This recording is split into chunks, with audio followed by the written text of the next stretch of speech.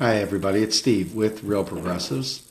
This is going to be, as rant-free discussion as I'm able to generate.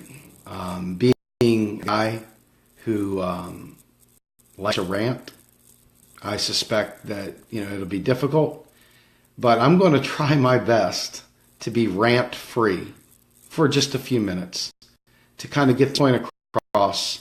I think is very, very important. So, we have a lot of people in here that come watch a couple minutes of Real Progressive videos, and we always get the same thing from certain sects of the population that get really, really offended by the absolute friggin' full frontal assault that we put on when we talk about economics. It's like, well, why do you got to be so mean? And we've talked about this before. And they say, why do you have to focus on economics? Why is it so important? And we go round and round with this stuff. And it's very frustrating. I'm not going to lie. It's extremely frustrating to hear, some of these things. But the reality is that the people that need to hear the points that we're making, maybe they aren't going to be heard by me. Maybe they're going to be heard by somebody else who has learned from me. Maybe it's going to be one of your jobs to reach out to these people with sensitive feelings. Maybe you're going to be the one that has to reach out to the sensitive person who can't afford to hear this. But I want to tell you a story. And maybe it'll put it in perspective for you. So when you looked at Black Lives Matter, the Black Lives Matter activists went up and grabbed the microphone right away from Bernie Sanders. They grabbed the microphone right away from Hillary Clinton. They went there and they took over the stage many different places. And they did that for a variety of reasons. Most of all, people weren't listening. And people were dying. People were dying. You see pictures of Michael Brown laying in the middle of the street. You see tons of black children, even Tamir Rice, gunned down for having a BB gun. You see people hung. You see people all over the place, guilty before proven innocent. And you see an entire community up in arms, trying to figure out how they can protect their babies. Now, they have a choice. They can be sweet and kind, and they can try and tell you, please, don't kill us black people anymore. Can you please maybe not do that? Could you maybe please not kill us? Or they can finally say, I've had enough. Enough's enough, and it's time to stop killing black people, which is what they've chosen to do. And I support them. Now, let me explain something to you. Most of us inherently understand that our economic system is rigged. That you don't need to know all the details. You just know something's not right, right? Something's not right. And when you go to the bank and you have to pay your bills, times are tough. And so you kind of go through this process of saying, God damn, something's wrong. Something's just wrong. I don't know what it is exactly. Ain't enough money in my wallet. I can't figure out why, though. Something's got to give. And then you see people who are in generational poverty, trapped in the inner cities, who are broker than broke, who can't get to a job, who have a record now because they've been trying to survive in the economy of these impoverished areas, which is largely run, by anything you can do to survive. Which may include drugs, which might include breaking the law, which might include doing any number of things just to survive. And you say, that's awful, that's terrible. We've got to put an end to this stuff. But you don't know how to. You don't even know why. You just know it's awful and something's got to be done about it, right?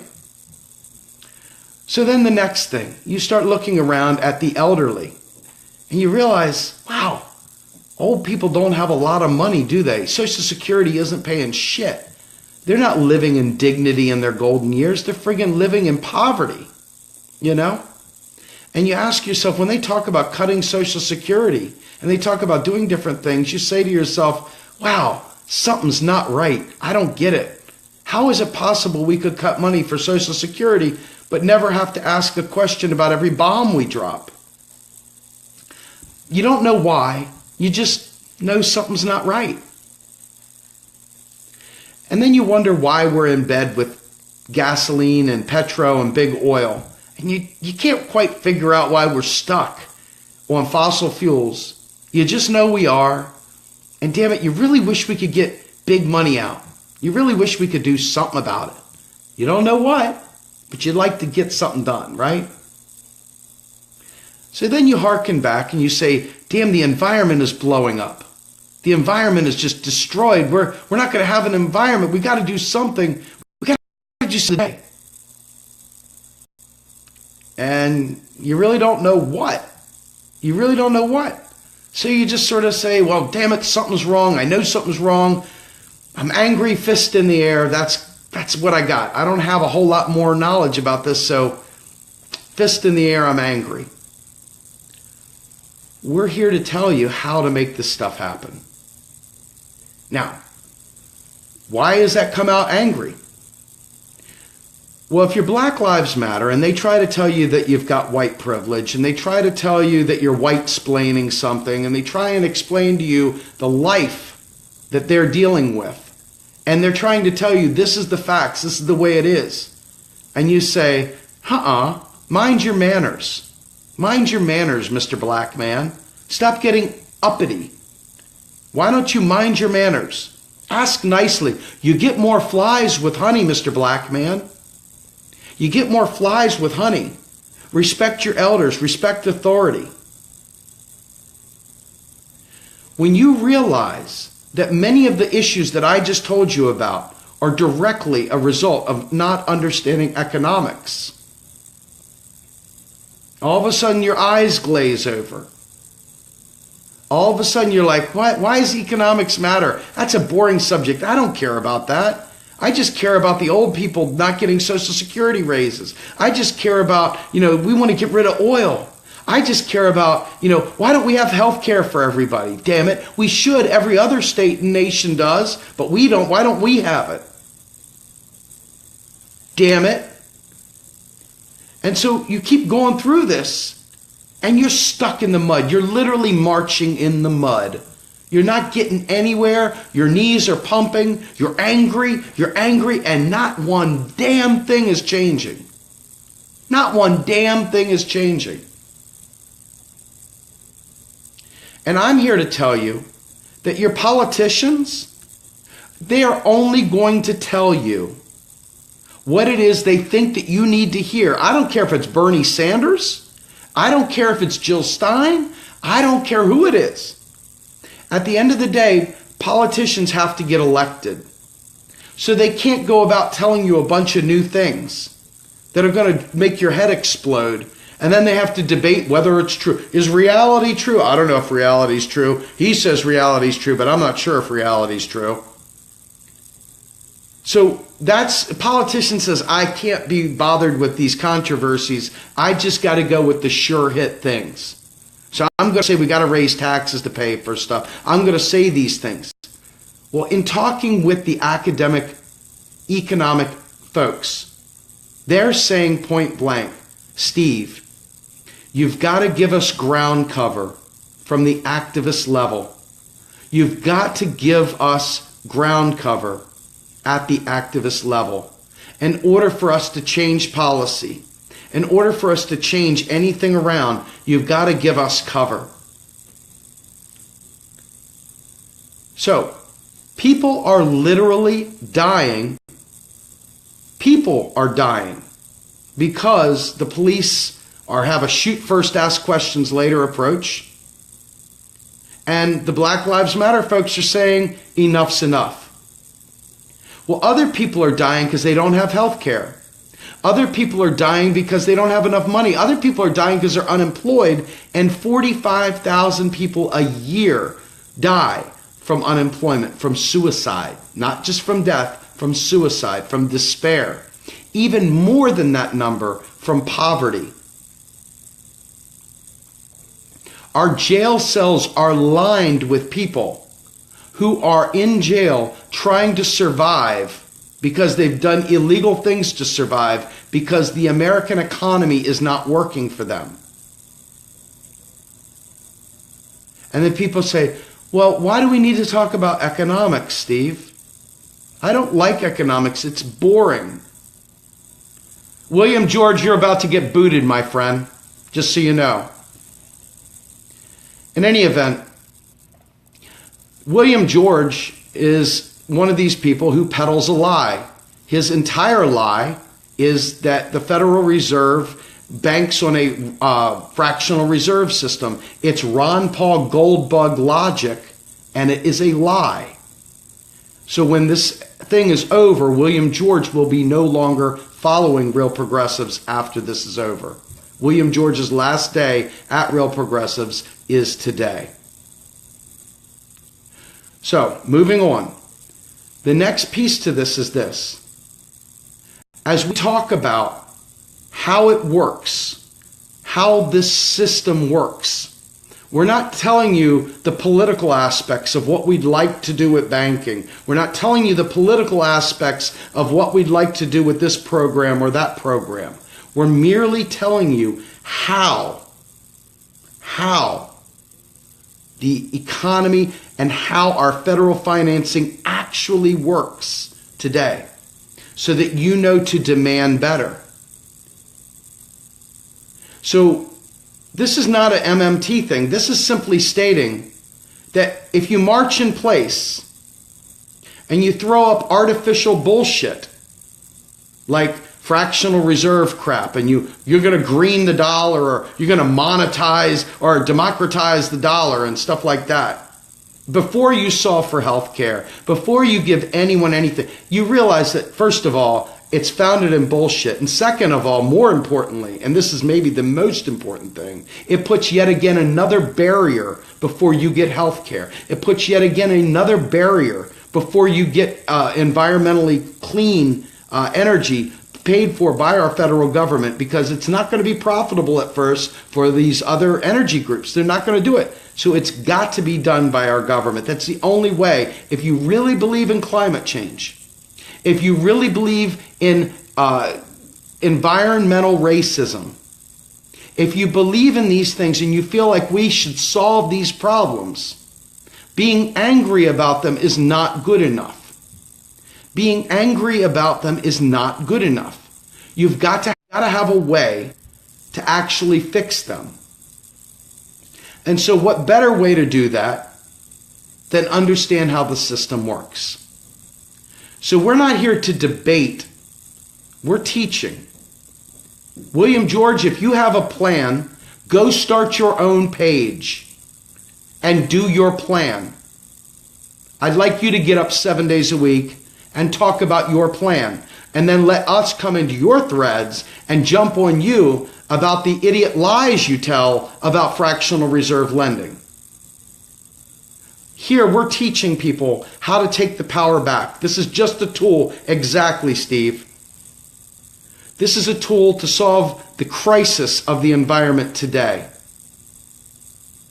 This is a tool for how to take and make single payer happen today. This is a tool to help the inner cities with jobs today. This is a tool without having to green the dollar, without having to create fake analogies, without having to lie like William George does. Without having to lie, it gives you an opportunity to actually act, to take action, to debunk the lies that are told to you.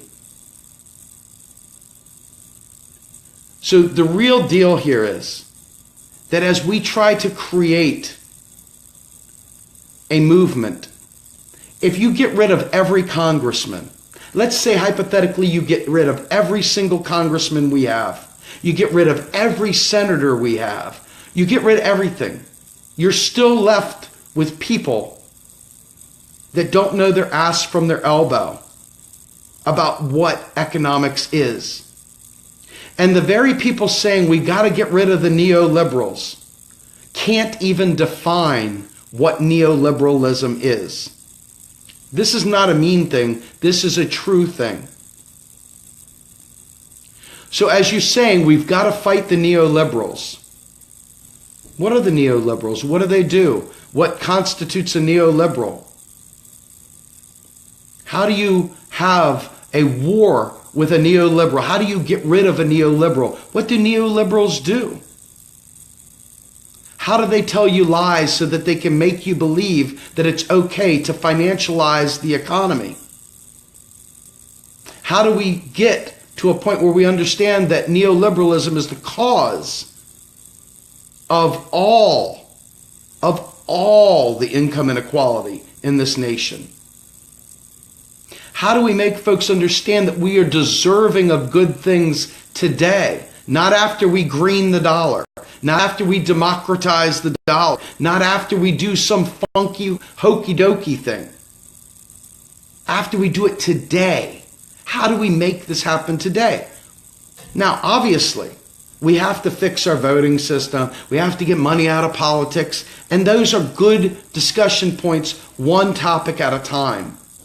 They're not my topic because my expertise is economics. I come to you to talk to you about how economics is the unifying platform. The Need Act is a lie, and nobody wants it. Not one soul wants it. Not anybody actually understands economics anyway. In any event, the bottom line, as we sit there and we look at what happens, we have people that don't even know what MMT is, but then they troll these. We have economists from all over the world teaching you. And then we get trolls rolling through, trying to distract from that. Do you think that makes people angry? Do you think that pisses people off? Yeah, it fucking does. Why is that? Because, going back to my Black Lives Matter discussion, if you know people are dying from this economy the way it works, the way that they have told us to do it, if you know people are literally dying, and you decide that it's more important, if you decide it is more important to go ahead and mind my manners, you want me to mind my manners, be more gentle and sweet like Mr. Rogers, for you to understand that people are dying from this economic injustice that's going on in America. If you want me to dull the sword, if you want me to dull the tip of the spear so that it makes you feel better, that's not going to work for me. I'm not pointing at individuals. That's not what I'm talking about. I'm shooting upward at the orthodoxy that has polluted our minds. People say, we hate the Federal Reserve, we hate this, we hate that. Well, guess what? Milton Friedman was the father of monetarism. Okay? Monetarism is a Milton Friedman creation. And monetarism, what monetarism is pushing policy over there to the Federal Reserve, pushing it to monetary policy. It really is the financialization, it's the Kickstarter of neoliberalism. But yet people continue to tell me, no, we got to worry about inflation. These are all gold standard logic, bullshit lies that are founded in Milton Friedman neoliberalism. You want to be a revolutionary, yet you can't break free from orthodox bullshit that they've used to keep you down. Mysticism, lies. So I have got to become a human alarm clock. I come in here dropping truth bombs, not because I want to be angry, not because I want to piss you off, not because I want to be mean-spirited, not because I want you to, whatever. It's because I need you to wake up and own our power. The politicians will not change until we demand they change. There's not enough pressure on them to change. Right now, they're just like, they'll accept crumbs. They're worried about some hyperinflation that will never happen. They're worried about greening the dollar because they want to make a myth about the Federal Reserve. They want to worry about things so they don't have to pay attention. They don't have to give us anything because we're not demanding anything. We're just angry. And if you replace the other idiots that are in office right now with new idiots that don't understand economics, guess what you're going to get by default? You're going to get more idiocy accidentally. What good does it do to replace Trump with some other dipshit that doesn't understand economics? What good would it be to have Hillary in there, who is sitting there literally the queen of neoliberalism, the queen of the Milton Friedman School of Logic? What good would it be as far as the economics of our society to further embarrass ourselves with more neoliberalism?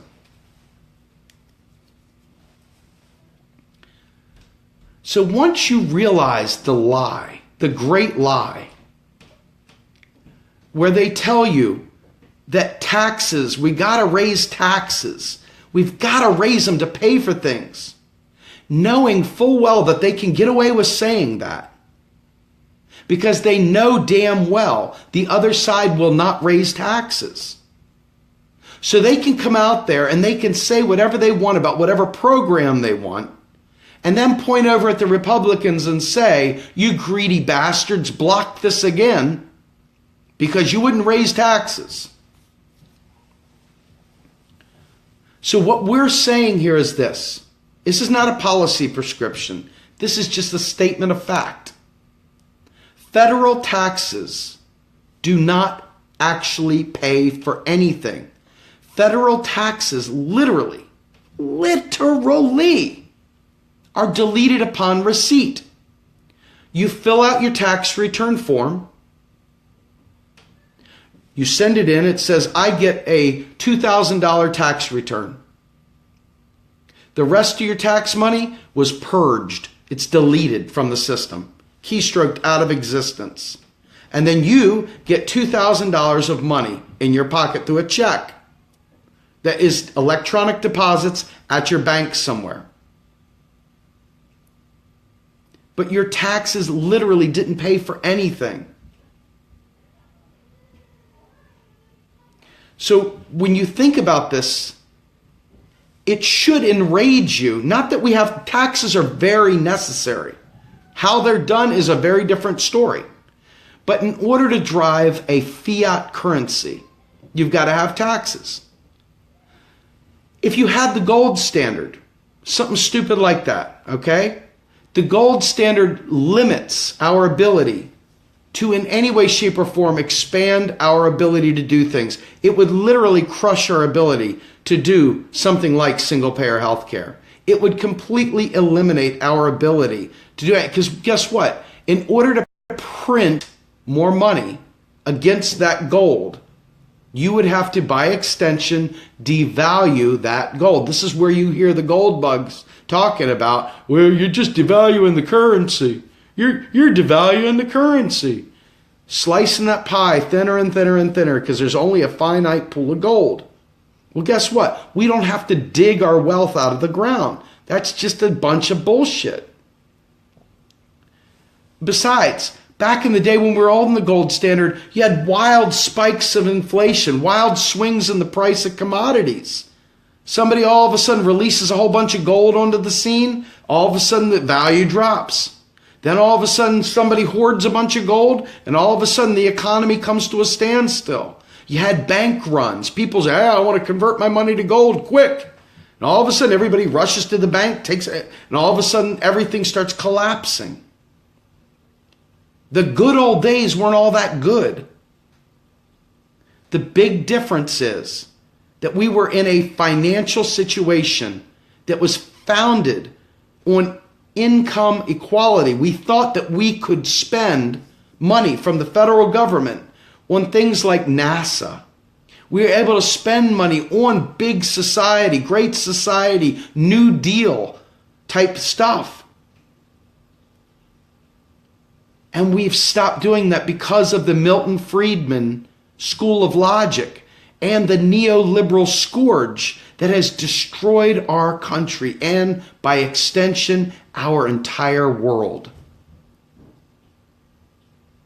But yet people will come here like William and sit there and throw his stuff out there And I'm not here to talk about positive money. Go find your own page. If you have a following, I'd love to see you pull in a few people to watch you. Go talk. We're here to learn about the way our federal financing works today so that we can make changes today and not come up with corny bullshit things that are founded in fake myths. So at the end of the day, it is super important that you understand the reason why we get animated here, the reason why we're throat punching you. The reason why we're throat punching you is because you have been lied to for so long that you won't hear it from Mr. Rodgers. Mr. Rodgers will put your feet to sleep.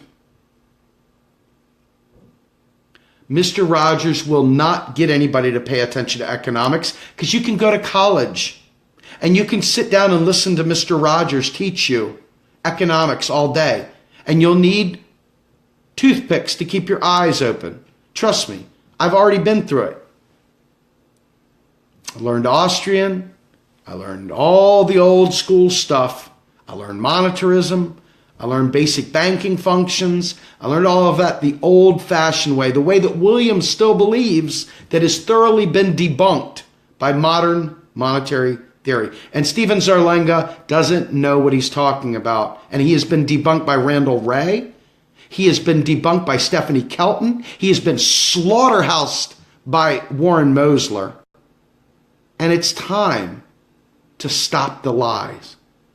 If you won't acknowledge when you've been beaten by them, then that tells me there's no point in talking to you. If you won't acknowledge that your entire economic philosophy is founded on a lie, there's not much point in talking about it anymore. That's the deal. It is a lie, William. So here's the deal, folks. As we sit there and we try to teach you how to make these things happen, as we sit there and try to present information to you, it is with the goal that you'll take back your power, that you won't allow the debt and deficit hawks to lie. William believes that we've got 20 trillion in debt that we got to worry about. William doesn't understand that there's a guy with fingers hitting keys on a keyboard. William believes that that's hard debt, man. Woo-wee, hard debt. My God, you're going to pass that on to your children. We got to democratize the dollar. We got green the dollar. We got to needs act the dollar.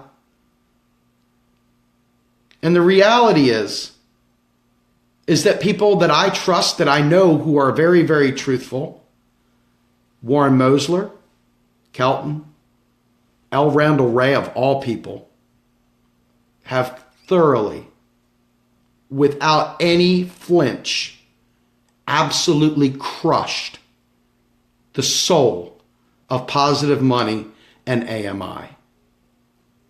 Now, moving on. Warren Mosler also has a banking system, a whole rule of banking that probably aligns very closely with many other things. The problem is where they get it wrong is they lie about they sit there and literally tell a lie that banks are creating net financial assets, which is another jargony term that we don't even need to get into right now. American Monetary Institute. It's a group of non-economic people that came up with an idea. They were angry, they were well-meaning, but they didn't know their ass from their elbow, and they came up with this thing. Okay? And this thing is called full reserve banking. All right? And the bottom line is that they started from a failed premise that we are on a fractional reserve system. Banks create credit. They do not create net financial assets. They create bank-denoted IOUs, and then when they are paid back, the reserves zero out. It's that simple. They do not create, and see, this is the stuff that people that don't even, they want to get sidetracked. And we can do that. I will drop wretched out, bam, that kind of stuff. That's when I get pissed off. Because you get tired of answering the same lies over and over and over. American Monetary Institute, AMI, it is a bunch of bullshit. It's a bunch of bumper sticker nonsense that has been thoroughly debunked over and over and over. And we will not talk about AMI anymore because we consider it debunked, trashed. Okay? It's also called positive money, debt-free money. Debt-free money. Well, money by its very definition is an IOU, which is a debt. So the very concept of debt-free money is a freaking lie. Okay? So let's just move on.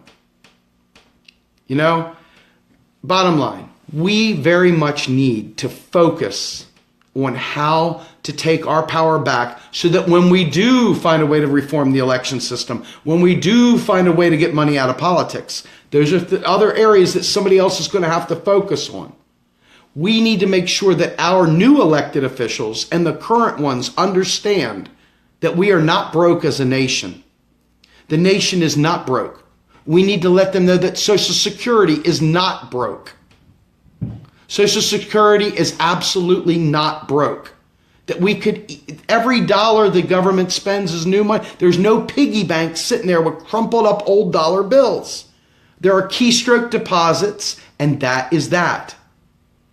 It's just that simple. Now you can get into all the trickery and the machinations back behind the scenes, but the reality is that none of you even understand I shouldn't say that. Most of you don't understand the basics, just the basics of economics, macroeconomics. So why would you decide that you're going to dive into the finer fine tunings of the banking system and how it flows? Think about it. Let's just get the basics down so that we know that we are not broke, so that we know that they can stop the Pete Peterson Foundation from lying to us and saying we're in debt and trying to get them to literally pass a balanced budget amendment. Do you realize how important this is? There are Democrats out there. There are Democrats out there that would go along with the GOP to support a balanced budget amendment. There are many progressives who don't understand economics, who think the federal government should be run like their household checkbook. If we don't have it in our checkbook, we shouldn't spend it. Well, we're not the creator of the dollar. Only Congress has the power to make dollars get spent into existence. So if you think about that, when Congress says that they don't have the money, where's the money? How do we get the money? How are you going to pay for it?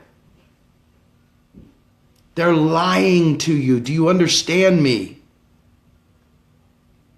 Public deficits are private sector savings. That's your and I income. We need to have more of a piece of the national income because we are living without any of it. Folks, the GDP is going up to the 1%. That's what income inequality is all about. So people don't understand this and they want to save the environment. How are you going to save the environment? We already know it's FUBAR. But the reason why the other side is so adamant to fight against climate and environmental and ecological fixes is because they think that you're going to jack their taxes up. They think that you're going to go after them for whatever and you're going to make everything expensive. The reality is that we could literally right now today provide a government subsidy to retrofit all engines if we wanted to. We could literally go on green energy. We could go on hydro. We could go on electric. We could go on Tesla. We could go on whatever. Our federal government could choose to do that yesterday. It could. Why isn't it? Because the people that are fighting against it have big money interests in doing that. So our federal government also can serve the public purpose a number of ways, right? How many diseases were ignored, like AIDS? Think about AIDS research for a minute. AIDS research was ignored and rejected. It was the gay plague. It was bad choices. All that stuff. You remember?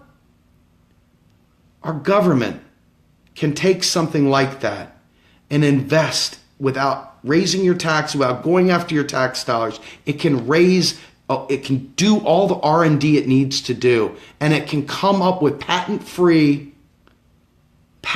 solutions to save lives. Not just for big things like cancer or AIDS, but it could also do things that could have saved my father's life, like supranuclear palsy, which is very, very small amount of people that get this. So it will never be profitable for a company to go after the fix. Do you understand what I'm saying? Does it make you angry to think that they're withholding our national treasures? Think about this. It's not our tax dollars that are funding things. It's not the wealthy that are benevolently giving their money away. It's not the taxes that we take from the wealthy that they're giving to us. Every time our Congress spends money, it's our national treasures. It's our national resources. It's our national monetary system. It's our national treasures to spend on what we prioritize, we the people. Stop acting like you've got to beg for it. Stop groveling for us to get what we need. Demand it. That's what we're about. If you're afraid of the environment going to hell in a handbasket, if you're afraid of that and you want to see change today, you've got to demand it. And it's good to be angry, and it's good to be outraged, and it's good to protest. But it's even more important to know what the hell you're doing, to know how to get there, to overcome objections. When someone asked Bernie Sanders throughout the primary campaign, how are you going to pay for it? It gave rise to the Hillary Clinton wing to say, oh, it's all pie in the sky. It's just a bunch of communism. You see what I mean? This is the antidote to what they throw at us. This is the silver bullet. This is the proof positive. Once we get past this, I would love to not have to talk about MMT. All MMT does is describe how our federal financing is today. What I'm proposing are political solutions for a progressive agenda written by both Bernie Sanders and Jill Stein. So what I'm doing is I'm taking macroeconomic reality, and then I'm adding a dose of post-Keynesian truth to it. See, MMT is not an entire philosophy. MMT is a description of currency wherever it is. It doesn't matter where it's at. It describes what's there. So it's so important. It is so important for us to own our power and demand things. But if you just demand to throw the bums out, well, that's certainly great. It's not really an answer, is it? Because the new bums don't know any better than the old bums. Now, think about this also. There's some efforts afoot to rewrite the Constitution. There's people pushing to change the Constitution, to change the very fabric of our nation, to have a constitutional convention, to open up and write new amendments. One of the guys that we had on here, Dave Matheny, is trying to do the People's Amendments. And it's a very noble idea. But once you crack open Pandora's box and you realize that we are not in a progressive utopia, we are in a very conservative country filled with neoliberals and filled with worse. We're filled with fascists as well. And when you realize that they'll have a stake in rewriting the new rules and the new laws and the new charters and the new amendments, that will mean a little bit of fear factor there, right? A little bit of, oh shit. Wow, okay, I didn't think about that, did I? And they are already aligned. If you ever want to see if I'm telling the truth, go out there and search GOP, Constitutional Convention, GOP, Balanced Budget Amendment, government, whatever.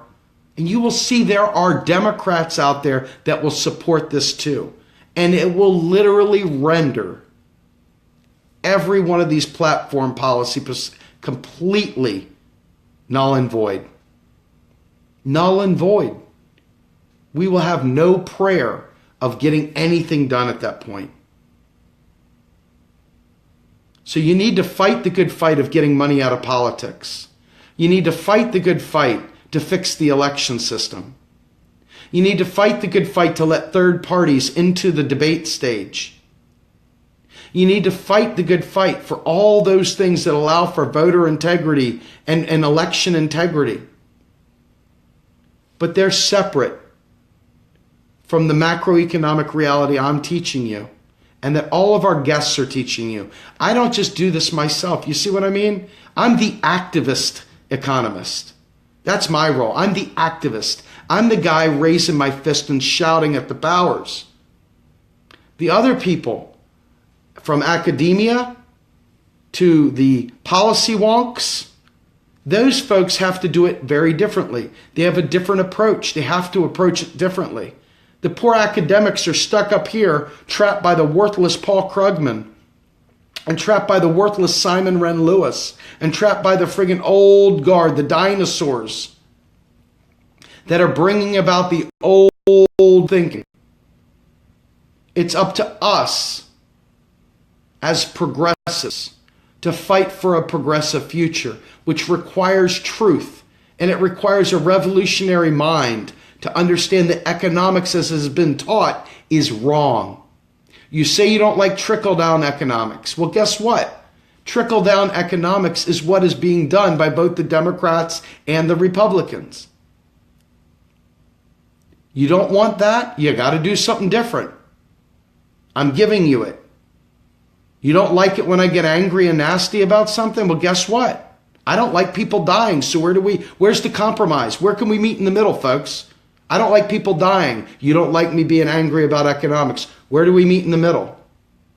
Are you cool with people dying? If not, get angry.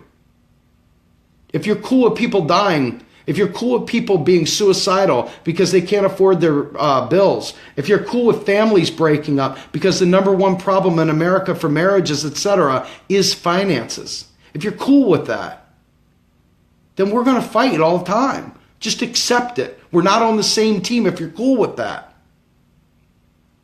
If you think it's okay to wait 30 years or 50 years to solve our energy problem, and you don't understand why we keep bombing these other countries, and you think, God, if we could just become energy independent, we could stop having wars, right?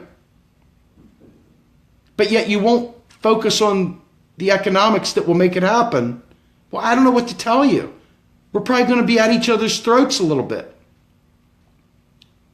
I demand, whoever's listening, I'm demanding that you hear my words. I'm demanding that you make a change.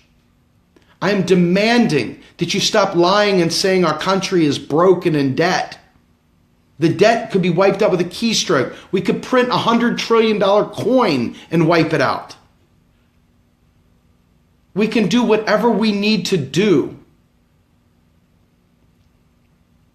But it requires the population, it requires the voters to demand it.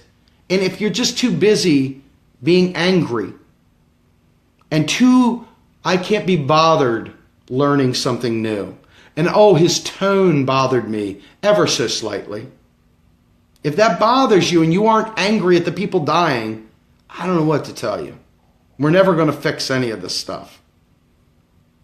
I don't want to be a part of a third party that is nothing but a bunch of people that are just angry. I want to be part of a movement that uses its mind and actually creates a future that is worthwhile. That future is not going to be made by people that don't understand or don't even try to understand. You're going to do the same thing over and over again, expecting different results. Let me throw some caution to the wind for you. People like Tulsi Gabbard. She might be a great gal. She certainly took some bold stands supporting Bernie, right? But does Tulsi understand economics? I don't know if she does. I know the Justice Democrats don't. I know that none of them do. I've talked to these people. They don't understand it. They really don't. The idea of, yeah, we'll spend $1 trillion on this is great. They don't understand economics. I'm not joking. I'm literally not joking. I appreciate the fact that the Green Party, even William, etc., even though William, I believe, is wrong, I appreciate the fact that they're at least exploring alternative ways of looking at economics. They are looking at heterodox, outside the mainstream, non-orthodox ways of viewing the economy. They just happen to be telling a lie about the nature of the reserve system. So, that I'm not going to sit there and quibble on that right now. What I'm focused on and what I want you to focus on is that economics really is a unifying message for the progressive movement to get things done. If we can understand the way federal financing works, let's take a step back. Let's look at Ronald Reagan for a minute. Ronald Reagan had more Democrats loving him than any other president in the history of creation. It was amazing how much Ronald Reagan was loved by Democrats. The Reagan Democrats, if any of you guys remember this, huge following of Reagan Democrats back in the day. Okay? So you go back, and what did Ronald Reagan do? Ronald Reagan went and blew the deficit up. He ran the debt up. Yeah, right? He ran it all up. But what was he actually doing? He was spending on the military. Okay? Now, you don't like the military. I get it. I don't like the military. I'm not here to defend war. I'm just talking about the situation as it stands. Ronald Reagan showed that people can prosper when you invest, period. When the government spends, there's prosperity. Difference is Ronald Reagan did not create a situation where there was prosperity for all. What Ronald Reagan did was lifted the middle class and elevated the supreme wealth. And all the government contractors, they're probably your neighbors. Let's be fair. You've got neighbors that work in the defense industry. So these are regular people. We're not talking about the boogeyman here. We're talking about your family. We're talking about your cousins. We're talking about everybody around the world. People have jobs working in the military-industrial complex. Regular people, not wrapped up in some weird conspiracy. So they knew that saying defense was something that was unassailable. They could get everybody with the vote of patriotism, and they could spend to defeat the Russians. We had to have a bad guy. There you go, the Cold War. Well, flash forward to today. They're trying to create another boogeyman because they know the economy needs more spending. So what are they going to do? They're going to go ahead and spend on the military yet again. The economy will jump up a little bit. It will. Not for everybody, though, and that's the problem. It's not a progressive strategy.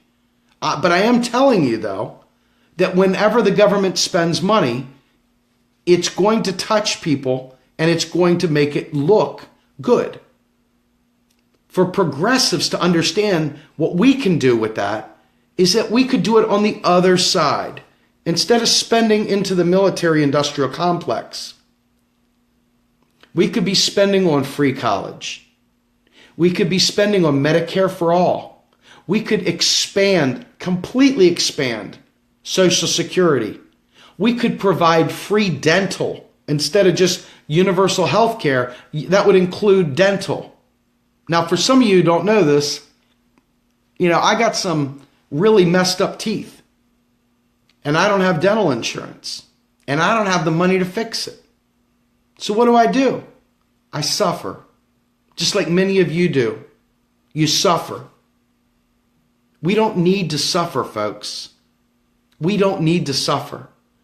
We can spend that money on the 99%. Instead of buying a million B-52s, instead of buying a million freaking nuclear weapons, instead of modernizing Star Wars and all these other things, instead of the F-35 and all this other crap, instead of more bombs, more death showers,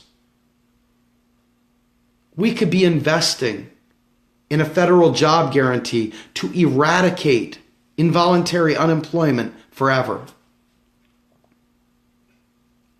So I'm telling you, in order for you to own your power, you need to recognize this can happen today, right this minute.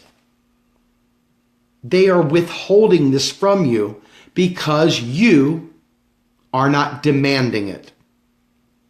And there are plenty of progressives. All you have to do is go on my wall sometime, and you will see them saying, but inflation. But hyperinflation. But gold standard.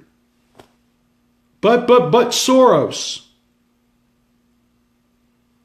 And instead of actually taking a minute to understand what it is that we're fighting for, they would rather say, Trump, show me your tax returns.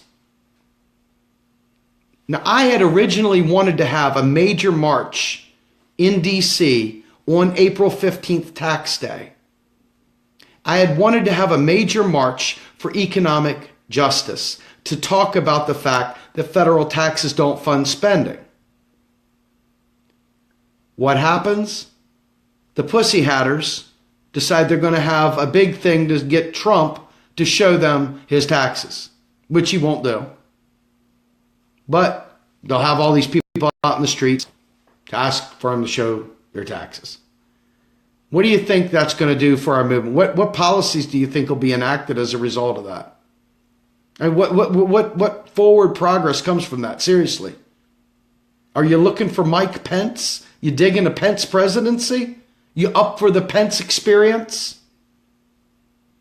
I'm not ready for my daughters to have to put an aspirin between their knees.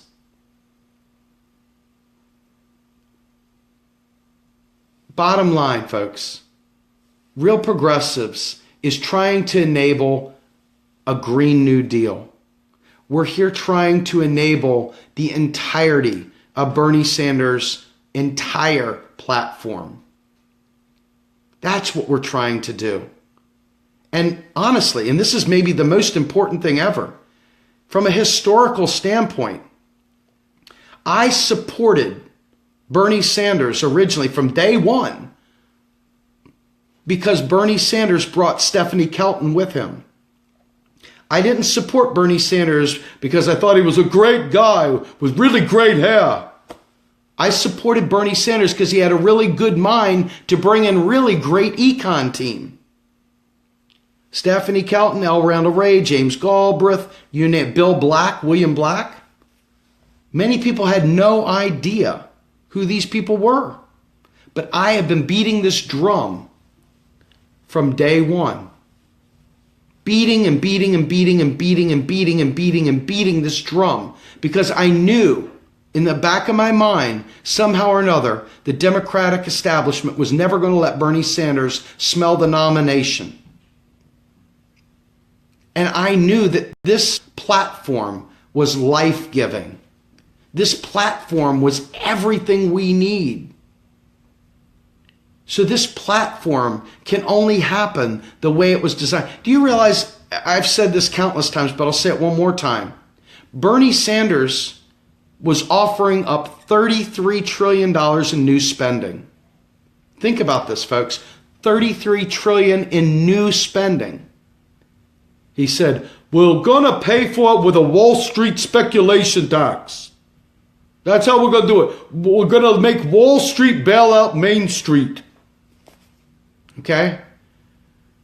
Well, Bernie was wrong and he was right. It was all genius, all in the same breath. He took your ignorance about the tax system. He took your ignorance about the way federal financing is.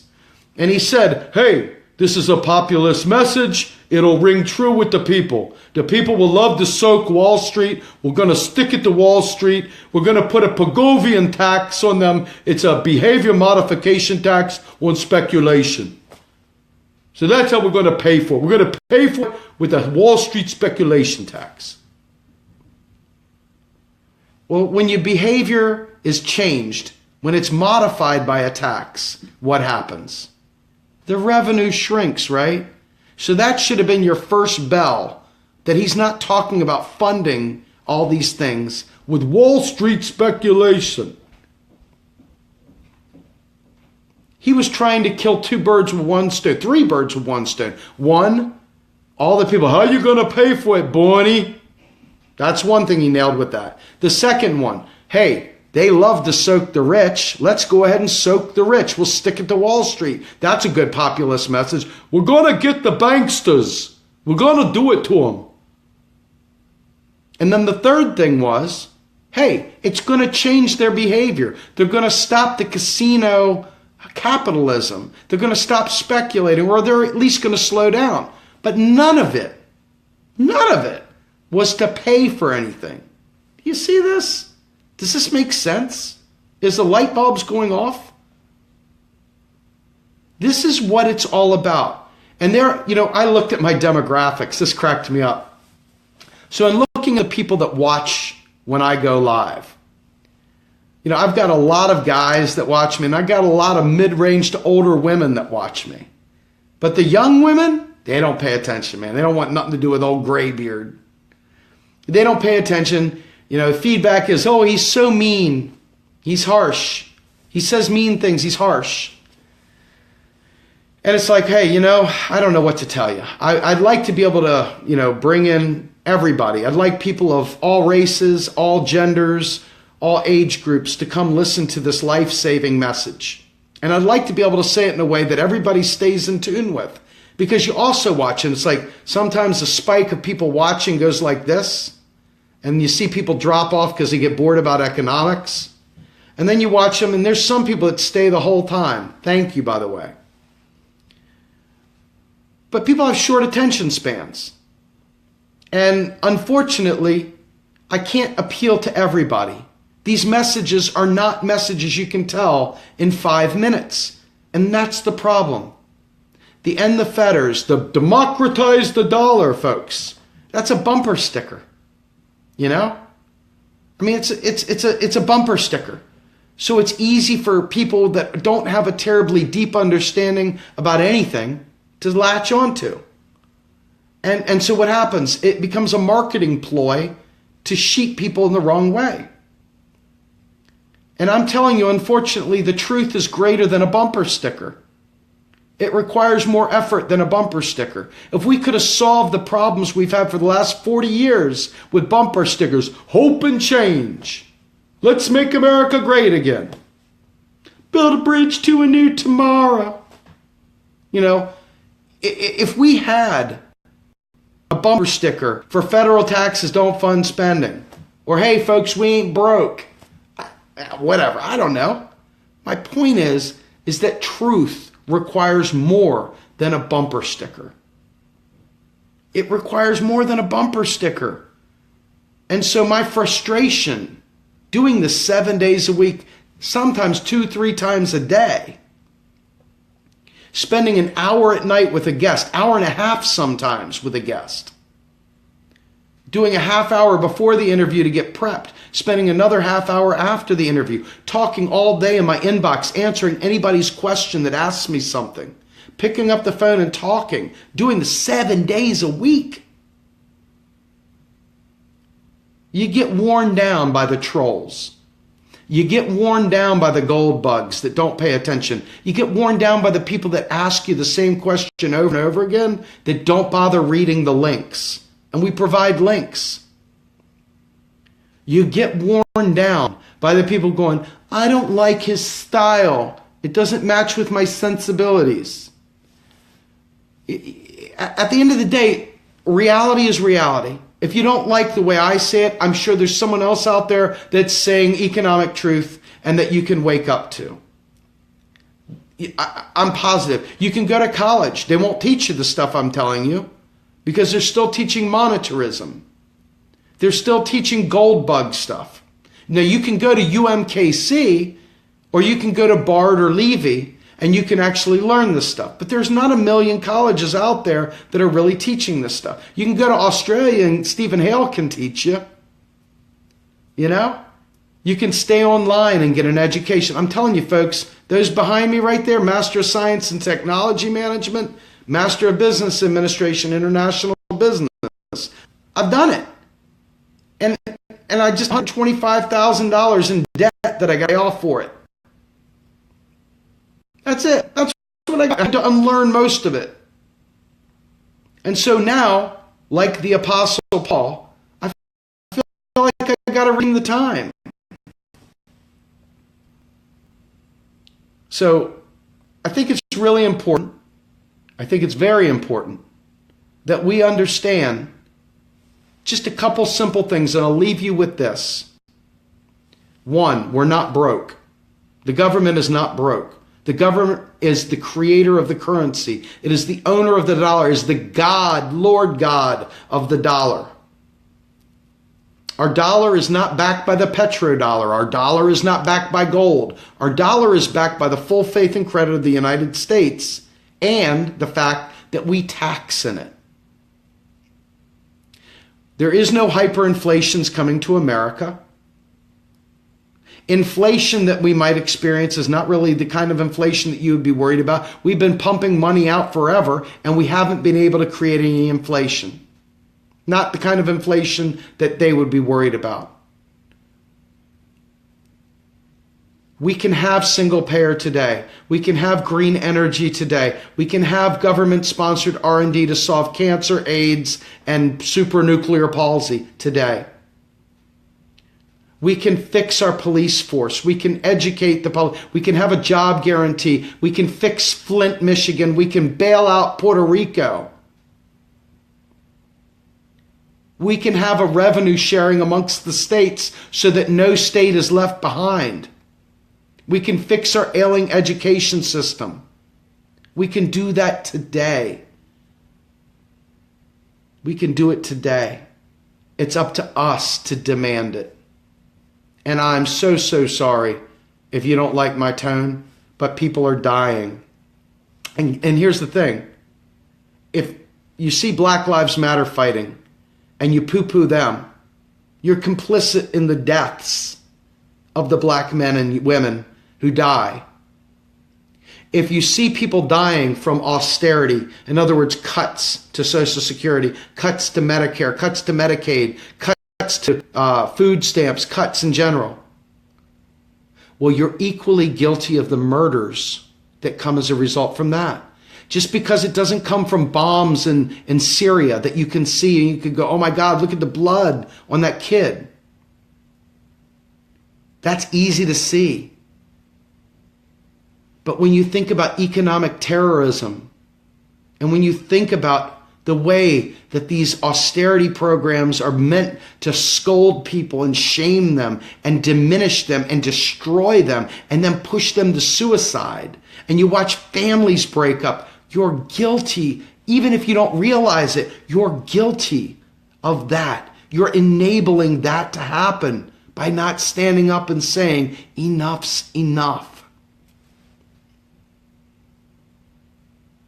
I wish I could throw my arm back and flail around about the Rothschilds and stuff and mean it. I can't do it. I got bigger fish to fry. I got more important things to talk about.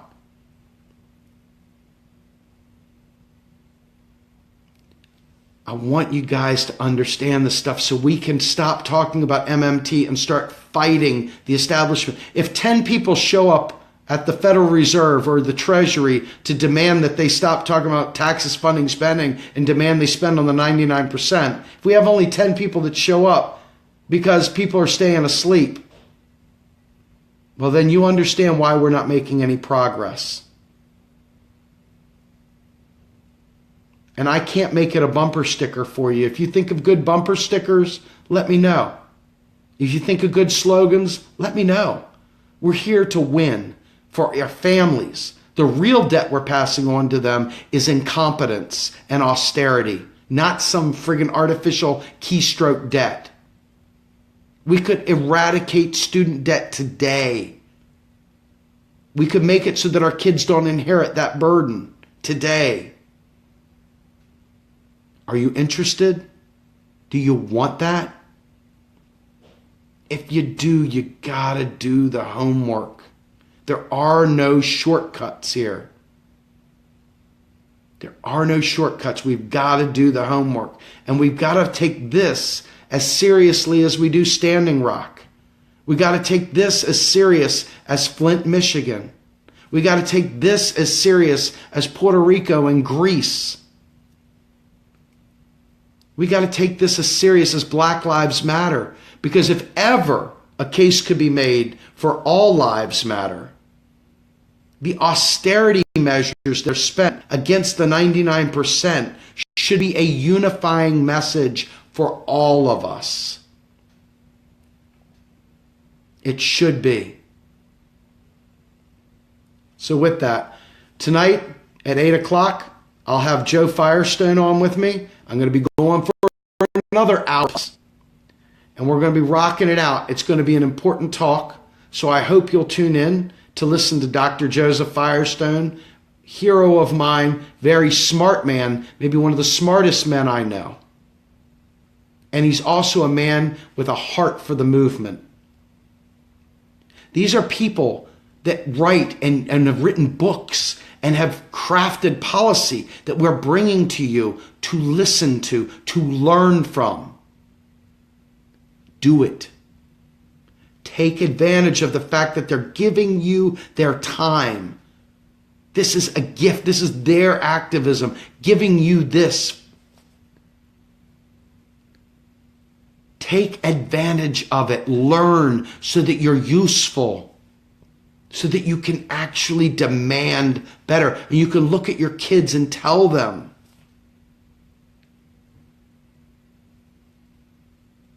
I'm pleading with each and every one of you.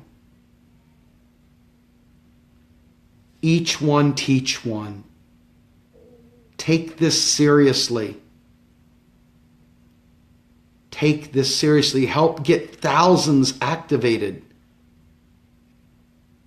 This is ground zero of Standing Rock. It's ground zero of Black Lives Matter. It's ground zero of ending the drug war. It's ground zero of Medicare for all. It's ground zero for a progressive movement. So with that, I'm Steve Grumbine. I hope to see you guys with me and Joe Firestone at 8 o'clock tonight. Thank you so much for your time. I'll talk to you soon. Bye-bye.